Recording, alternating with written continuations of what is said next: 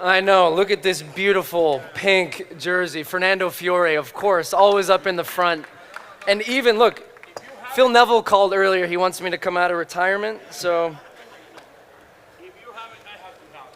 I will say, in this box right here, it is not a big surprise, but we will be giving away one of these wonderful pink jerseys at the end of this panel. So it means that even though you've turned up at the beginning, you have to stay all the way to the end to be eligible for this. First of all, thank you everybody for joining us here as we're going to talk about what I think is really exciting if you're involved, what goes into making a kit like this. I always just assume you snap your fingers, somebody designs it online, and here comes the jersey. But we have two experts here that are going to tell us a lot more about that. First, I'm going to start with Kelsey Howell from Adidas. She's from the sports marketing manager from the soccer side. And then we have the SVP of marketing and brand for Inter Miami Club de Football, Mike Ridley, who is the proud owner, he told me just before we came on, of 376 jerseys. That's a little bit crazy. I don't even know where you store those, first of all. Nor does my wife, put it that way. There's a basement. Do you have a full closet of soccer jerseys? I do. I have a closet of soccer jerseys. There are also vintage football boots in there. And then there's the hallway of champions, which are the signed jerseys. And I'm hoping to get a signed one of yours, and I'll replace Messi and Maradona with your jersey. You have Maradona? Messi and Maradona. Messi and Maradona, a replica okay. of the 1970s. And is that next jersey. to your Cayman Islands international jersey? Is that? Well, I keep hoping I'm going to get called up again. So you have to be on the corridor of champions. You have to have retired. So it's Andre Pirlo, the boss, Mr. Beckham, is up there. There's the 1988 Dutch shirt with Van Basten, Hullet, and Rijkaard signed. I knew you'd like that. There's the 1970 Brazil shirt by all four goal scorers, and then there's Messi, Maradona, and in the queue there's an Alexi Lalas one coming. Speaking of Alexi Lalas, it's a perfect intro to what comes next. When Inter Miami came into MLS and you guys showcased your colors, your pink, he always used to say, why is the jersey not pink? Why was on year one this jersey not pink? And I asked you that the first time we met. And I'm very interested, and I would love for you to share why it was not and why that was so much of a challenge and why this was the year in 2022 when you guys had this massive launch. Yeah, well, so thank you for your comments, Mr. Lallis. Big fan of yours. Look forward to chatting afterwards about some of them. No, so the thing is that we were on an extremely expedited timeline, right? And this pink is not an easy pink. It's 1895C. It's a unique pink. And we had long conversations with Adidas, who are a great partner of MLS in general, and us specifically. And one of the things was, when I spoke to Mr. Beckham and Mr. Mass too, is like, when you bring the pink jersey, it has to be our pink, 1895C. If you're not ready to do that, don't do it whole. And you'll see with the white heron or the Rosa Negra jersey, it's actually not our pink. And then when you look on the La Palma, you see the 1895C pink come into play. Now, the MLS jersey cycle is 2 years. So we were in the cycle of dark jersey first. So this was actually the first time we could. And in March 2020, before COVID happened, when Lionel Messi still played for Barcelona, and I went up to floor 12, they're like, Mr. Ridley, it's time to bring the pink jersey to market, and it's our pink. And we spoke to Adidas, and we knew we could do it. So this was the first opportunity to do it. And you'll even see it when you look at the original training gear, which sold incredibly well. It wasn't our pink. And so when we could bring it to market, we did. Kelsey, from a design standpoint, how does the process work? And when does Adidas get involved? Because you're the ones that are manufacturing, you're working on the storytelling. And I mean, how long before that are you working with Miami before the jersey actually comes to life? Yeah, it's quite a long process, actually. So it's from start to finish, about 2 years. So we actually just kicked off the process for 2024, which is crazy. So oftentimes we're working on 3 jerseys at a time, which can be a challenge, but it's definitely a fun process. So clubs, oftentimes we hope they're already thinking about the jerseys well before we kick off the process. But it starts with a brief where the club really tells Adidas what they're looking for, what is their story, what are their colors that they're looking for, and then our team takes that and comes back with design options, and we go from there. But that first initial input is really the most critical piece for us to really hit a jersey home and have it be something as successful as this pink kit. How many people are involved in this process? Are we talking you and Mike sitting in a room and you guys hammer it out with different details and this is what we're doing? I mean, what's the scale of people? I wish it were that simple. However, there's obviously quite a few folks on the club side that work on it, but there's the Adidas club manager like myself, and then we also have a whole team in Germany that's involved in the process. There's a dedicated product manager for every club as well as a dedicated designer. MLS is involved as well. So it's really many different groups coming together to bring the kits to life. One of the things I love about the jerseys these days, these kits, is that they're more than just a kit that you can wear on a soccer field. I feel like we're all rocking it pretty comfortably. You've got it underneath a blazer. I've got some jeans on. How much goes into the thought of that being a jersey or a shirt that can be worn outside of just on the field? Would you like to take this? Sure. Yeah, I think for Adidas, that's really important, and that's something we do want out of every kit. We want it to be wearable. We want it to be, more than just a kid on the pitch. We want it to transcend soccer and transcend the soccer fan and really become, a fashion piece and something that you can just wear out to the bar on a Saturday night or, wear to work, wear to golf. Yeah. So I think for us, that's really important for the success of a jersey and to, go beyond just selling to the avid soccer fan. Mike, from your side, going with that as well, not just on the field, but off the field, the storytelling is also a huge part of a jersey and connecting with your fans, connecting with just a larger scale and maybe globally. We were talking about that, of people connecting with the story and relating it to, and that from this side, the Heartbeat Kit, which you guys have dubbed this. Tell us a little bit more about that. I think it was very clear. So back to March 2020, what happened was, we looked at the sales data and the cultural data. So the idea is you want to speak to the library of the mind and the theater of the soul when designing something. At least that's the way I look at it, and it sounds very poetic. I didn't come up with that phrase, but feel free to use it. And so the cultural data was like, people like, we want pink, and the sales data showed it that, the original training kit you couldn't keep on the stage. It was like, okay, so now that we can bring the 1895 C pink to market, this is the jersey for the fans that they've been waiting for, so let's put them at the center of it. And then let's put the idea of the club's ethos of freedom to dream at the center, because this club exists because of our fans' freedom to dream, right? So this jersey exists because of our fans' freedom to dream. So right there, it's the Heartbeat Kit because they're the heartbeat of it. And then you start to bring the elements through on that. Adidas has areas you can be very creative to tell the story. And so there's 3 little sign-off areas, and that was critical to us. But when we were thinking in March 2020, we were also thinking of December 2021 that we were going to tease the jersey saying it's pink and letting people know, because the world of football jerseys and the subculture of football jerseys is rabid and people speculating. And so that's one of the things. We were thinking about that already, of how we were going to launch the jersey, tease the jersey, before we'd even designed it. So. And then the actual kit itself, the material. You took a shower in this jersey. Yeah, and so I'd like you to explain that. Unfortunately, we're going to show you a picture, okay, so we'll take you through this. It's perhaps something. No. So look, here's the thing. Firstly, I didn't realize these were up, but Libertad para soñar, which is freedom to dream, is actually a tattoo as well that's on David's chest. So you can see we actually lifted that and put it on the back of the neck tag of the jersey.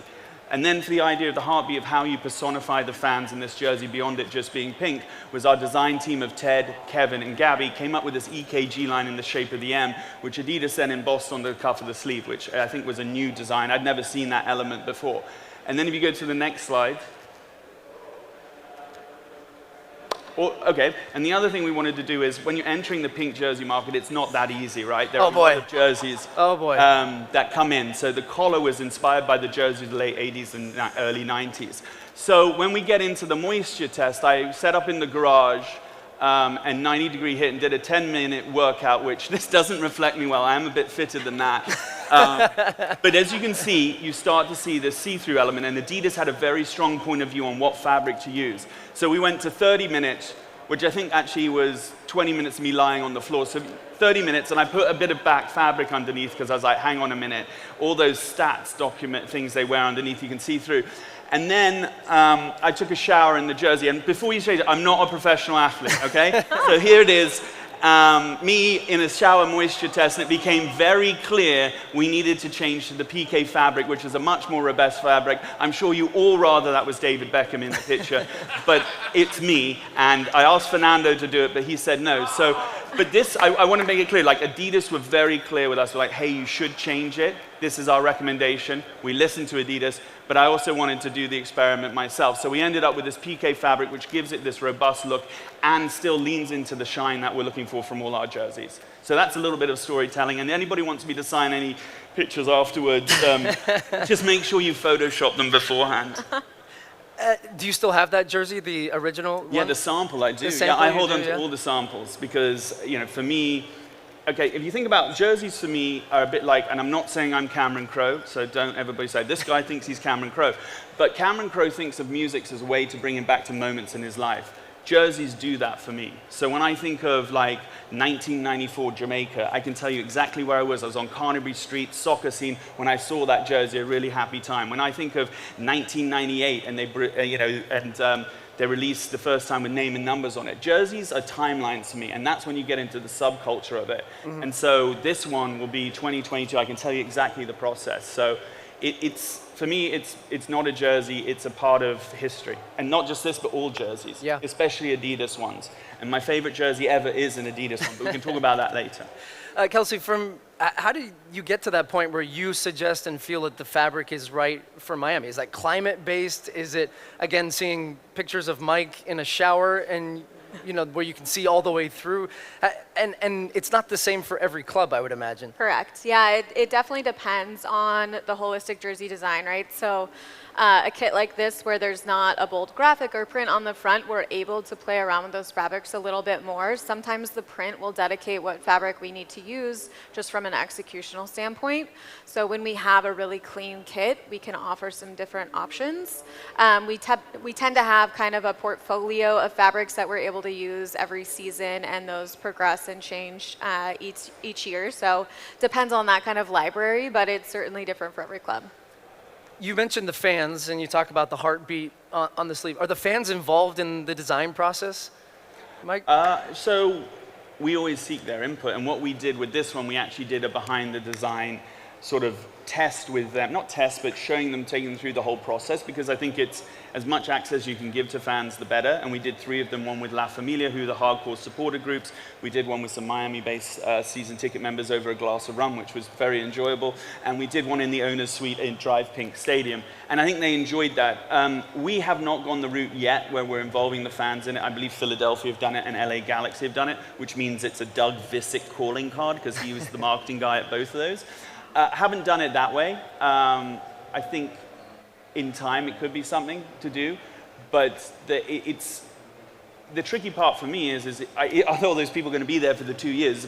People are moving, and so, you know, I think one of the dangers that can happen with anything creative is it lacks a singular vision because so many people have got involved. So I definitely litmus test some of the story with them, but we haven't gone the route of saying, hey, sit in this process and tell us. There's also the thing of trying to keep everything quiet, because we're in a world where it doesn't matter if you take every cell phone away, someone's got a camera on their lapel or something like that. So that's actually something I'm very interested in, because kit launches become these pop culture type moments, and everybody wants to see the jersey first, and there's a big buildup, and you guys started putting pink billboards around Miami, correct? And so everybody knew it was going to be pink, but it feels like there's almost, from an Adidas standpoint, I know when we were leading up to this, sometimes kits leaking out can create a buzz, it can create momentum, but there's a different viewpoint from an Adidas standpoint and from a club perspective. Yeah, it can certainly create buzz. I mean, obviously we do everything that's in our control to prevent leaks, of course, but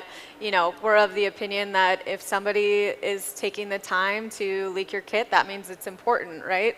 I mean, there's whole websites dedicated to leaking football jerseys, so it's a challenging part of the process for all of us, but you know, it happens. But again, if people are taking the time to post your kit on the internet, that's a good thing in our opinion, right? Yeah.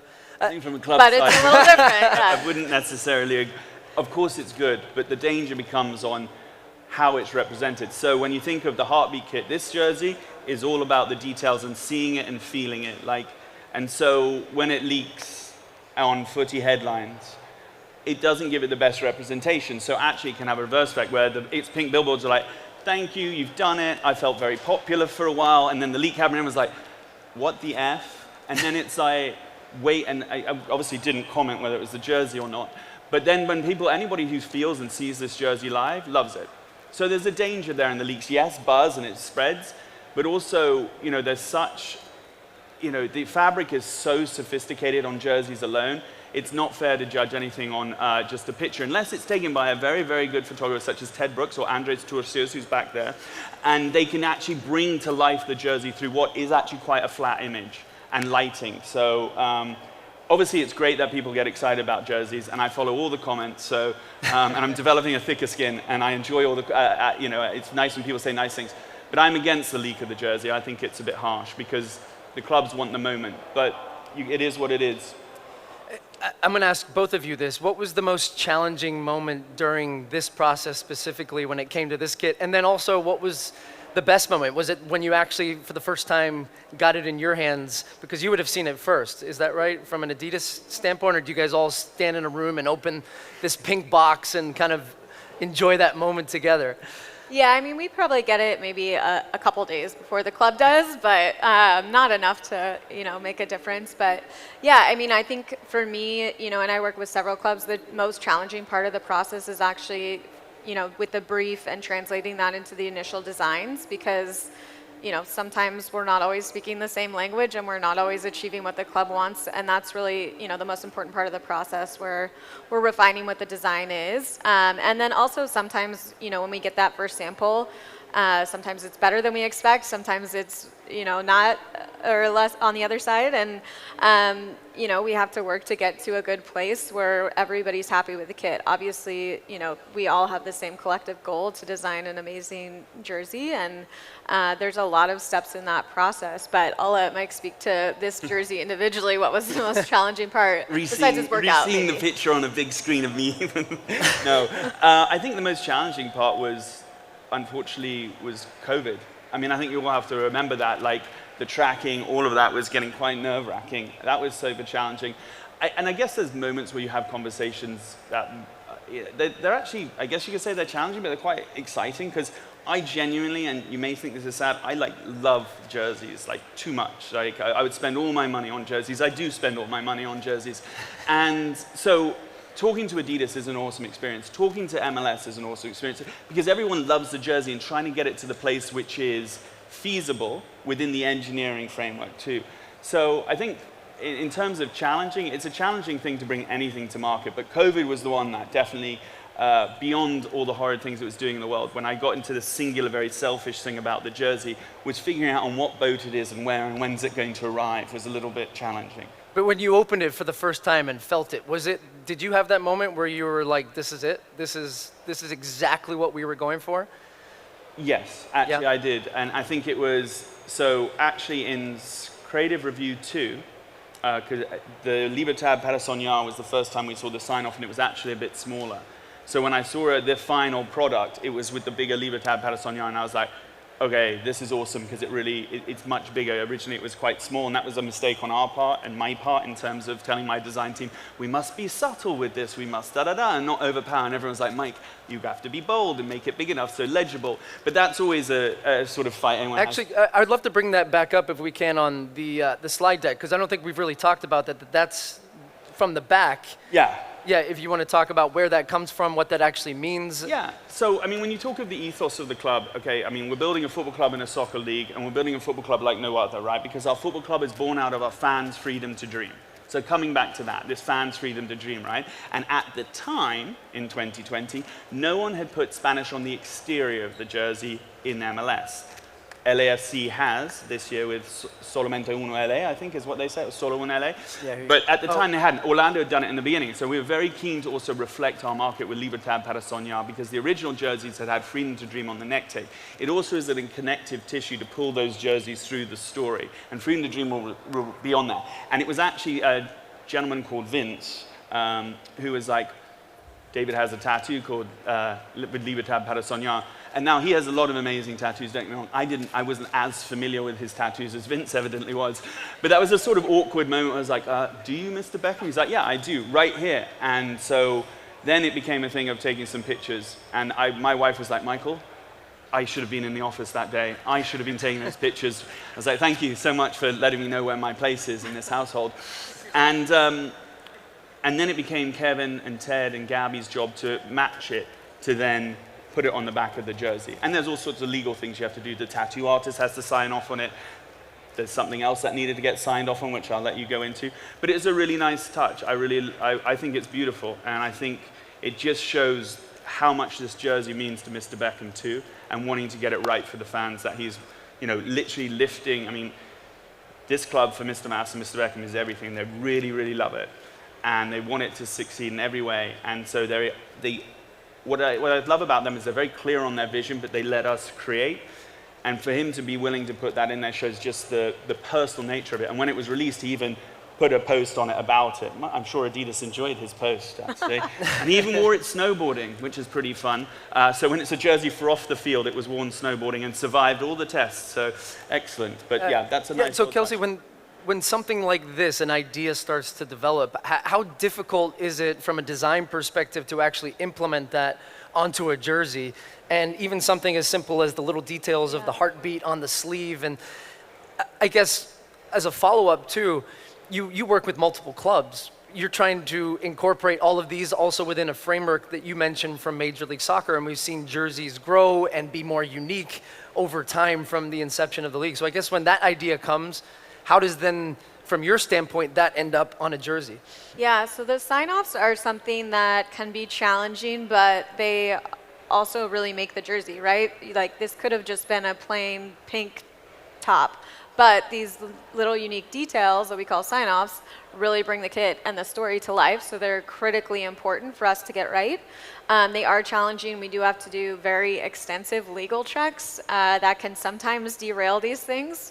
But just looking at our lawyer right there, give the thumb up, means we got the right paperwork for these. Otherwise, it's a bit late. It's in market. Yes, so that can derail things. But there's several different techniques that we use. So I think the back is a raised heat transfer. It's an emboss on the sleeve. So there's all these different techniques and executions that go into bringing those sign-offs to life. But I think, especially with a kit like this, it's critically important for us to get those right. Yeah. How has the jersey been received from your fans, from supporters in stadiums? Because you have your idea, you see it, you feel it, the storyboarding comes to life, you've got all the details, but then once it's actually out in the market space, isn't that the truest test of whether the jersey has been a success or not? Yeah, I think it is, and I think you see more and more pink in the stadium, which is a good reflection. What I will say, and I know we can't say exact sales, but our team store has 2 of its top 3 days ever in terms of sales, and we've had 2 home games, the other one being the first day we were at full capacity last season, and that's largely, and when I say largely, very driven by the jersey. So that would be a good reflection. I think what's critical to understand in this is the authentic is driving these sales, because the replica is nice, but when you put it next to the authentic, it's such much more an elevated jersey. And I sense the football subculture market will lean into buying authentics above replicas more and more, because when you just feel the difference and you see it, it's with anything. Like, I know in this world you can buy anything online, but going to buy and test something like that and feeling it and seeing it, understanding it, makes a huge difference. And so the team store, 2 out of the 3 best sales ever have been in the last 2 weeks, which is good, I think. Yeah, very good. And one of the things, one of my good friends, Ben Grossman, was up here earlier with a wonderful panel talking about some of the new stadiums in Major League Soccer and the growth. And one of the things he asked, which I liked, was, do you have any advice for people perhaps out there, and I see other clubs from MLS represented, of things that you learned through this process that perhaps you would be do differently in hindsight? And I know you're already working on 24 and beyond and working on multiple different clubs, but are there things that you keep in mind when you think about that was great and we should do that again, or this is really important, or we forgot to do this and we're going to really focus on that for the next one? Yeah, I think the critical piece and thing that we've really honed in on over the last few years is really the storytelling piece. That if you don't have a strong story, it's going to be reflected in the kit. Like, it can be a great color or great design, but if you can't follow through on that storytelling piece from start to finish, it's going to fall flat. And the other thing is really, over the past few years, we've asked clubs to think on a longer term scale. So we asked them to put together 3-year roadmaps of what their kits could look like over the next 3 years. Some clubs have more than 3 years already mapped out, but really thinking about not just that jersey in a vacuum of that year, but your long-term strategy and where you want to go as a club. And I think that's led to a lot of recent success that we've seen. Yeah. Mike? I mean, from our side, one of the things that's critical is we believe the jersey is the hero on the field and off the field. So our jersey influences our entire graphics and all the things right down, media shelf down to stadium. We did it with La Palma. We've done it with the Heartbeat Kit. And so what I would advise is find whatever that story is, know it's going to go there. And we have an idea team, which is Rafa, Molly from comms. We have Ted, Kevin from marketing. We have Lo and Bianca. We have a bunch of teams. So they're already crafting it from the beginning. So 2023, we already know what kind of it's going to look like. 2024, I know what the framework is. And now I get to go into my cupboard and corridor of champions and sit there with inspiration to think of 2025. And nobody can bother me because I'm doing what Adidas said is think ahead. Yeah. So, and MLS would be like, well done for thinking ahead. But no, that was the thing, is like the jersey should be the center. And look, there are a lot of clubs, we're a very young club. So I see some friends from Flamengo in here and the Dutch Federation. And they kill their jerseys. Like, I look at Flamengo jerseys all the time. And so people have a lot of strong jersey games. Ours just influence our entire look and feel. We find that makes sense. It's the most important thing we have because it's what our fans identify with. So find that story and really like what it is, that framework, and then allow your team to interpret it, but give them the guidelines to be inspired by the jersey, and then your whole world makes sense. So how many moments have you had when you're walking around the streets of Miami and you see somebody wearing an Inter Miami kit? Have you gone up and tried to snap pictures and look like that creepy guy that's, I swear, I just want to get a picture of the jersey. This is I do get very excited. I was like, oh, do you like the jersey? Great jersey. I'm with you. I'm a fan too. Oh, yeah. So you're getting market insight. Yeah. What about the fabric and any things? And then, so I get very excited about that. And then one thing I got really excited when I talk about the world is the Heartbeat Kit inspired Public's Heartbeat sub, right? Which is actually the club sub because, we have to be careful of Heartbeat sub. And then also, like, we made a cake about it. And there's the Heartbeat cocktail. And all these things spring off of it. So that's really important. And I get very excited when I went in and bought the cake. And my wife's pregnant, and she got really excited because she got to eat the cake. And I ate the cake with her. That's why I look even less than a professional athlete in the moment. I'm wearing an XL Authentic. But, yeah, I get super pumped whenever I see it. And when I went to England, and I did this on purpose, I wore the Inter Miami pink top on the plane, and people are like, oh, is that an Inter Miami top? I was like, well, yes it is, yes it is. Isn't it cool? This is the best jersey ever. Here's a magnet. Do you mind if I pass these around? Here's some flyers for tickets. Because there are other pink jerseys. They tend to be used as a secondary color. It's obviously Palermo, but it's very unique and it stands out. And when I walk in here and was wearing it, admittedly it says Ridley 3, but I don't think anybody actually knows who I am. But people are like, oh, pink, are you with Inter Miami? So it's not like you'll be stopped. People are going to want you to sign that, all sorts of stuff. But yeah, I get really excited when I see people wearing. I'm just disappointed the whole crowd's not wearing it. And on the topic of wearing it... Well, we should give one away, I feel like. I'd love Mr. Lalas to come up here if you could. Oh, so. There we go. Please, I love nothing more than putting Alexi Lalas on blast, yeah. Which Alexi, by the way, so we on our opening segment of Fox Sports Major League Soccer coverage, we kicked off with some of our favorite jerseys. One of mine... was the Portland one that they did this year with the roses. Inter Miami was also another one, which my good friend Alexi held up and said, it is pink. Is it pink enough? You guys are pink. You need to own the pink. Okay. And I am proud to say that they have owned the pink. And it is this man's a legend. And we heard him call for pink, and so we delivered it for Alexi go. and the fans. Looks good. Hey, Alexi, it looks good on you. Oh, here we go. I'm starting to get warm up here. There we go. He's a showman. And thankfully, he's not mic'd up for once, so he cannot say anything. There we go. Look at that. Good. Even squeezed into a large there, Lex. So we're going to give this away. We finished perfectly on time. We have, we're 9 seconds over. But we're going to do it with a trivia question. Everybody involved in Inter Miami is ineligible for this jersey. No, thank you. And raise your hand, but we talked about David Beckham's tattoo on the back and it being lifted, but the handwriting of that is a special celebrity. If you know who actually hand wrote that, and you can raise your hand if you know the answer to this trivia question, and you will be the proud winner of this Inter Miami kit. We have a hand up in the back. Do we have going once back here? Mark Anthony. There we go, hey! That'll boy. And you look like a large. That looks perfect fit for you. So thank you, everybody, for your time. Thank you, Mike. Thank you, Kelsey. I hope you learned, and this felt very insightful. And congratulations on the pink, and look forward to continued success on the field. Thank you, and we look forward to you talking about it on all your TV shows moving forward. So you'll have an endless supply. Thank you. Thank you. I'm coming out of retirement, but.